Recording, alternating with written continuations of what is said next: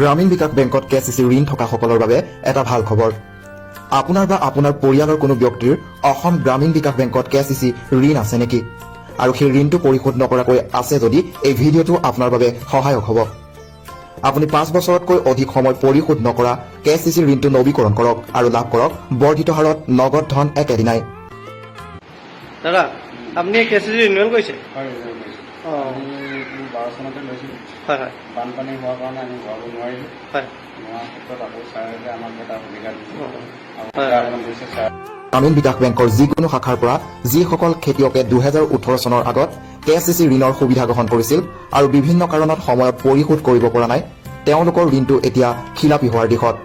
আপোনাৰ ঋণটো খিলাপি হোৱাৰ লগে লগে হ'ব আপোনাৰ চিভিল ৰেকৰ্ড বেয়া, আহিব পাৰে বেংকৰ নটিচ, লোক আদালতৰ নটিচ, হ'ব পাৰে বাকী যায় কেছ। ইয়াৰ উপৰিও আপুনি বঞ্চিত কৰা হ'ব পাৰে চৰকাৰী আঁচনিৰ সুবিধাৰ পৰা।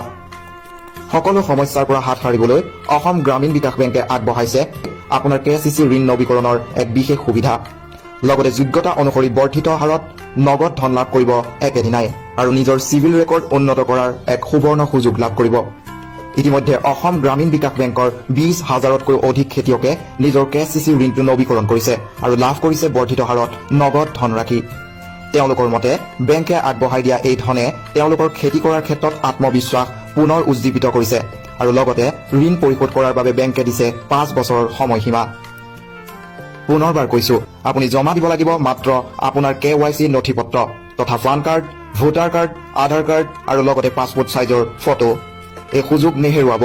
আজিয়ে যোগাযোগ কৰক অসম গ্ৰামীণ বিকাশ বেংকৰ আপোনাৰ কেচিচি ঋণ থকা শাখা নতুবা ওচৰৰ CSP পইণ্টত। এই সুবিধা কিন্তু সীমিত সময়ৰ বাবেহে বাহাল থাকিব।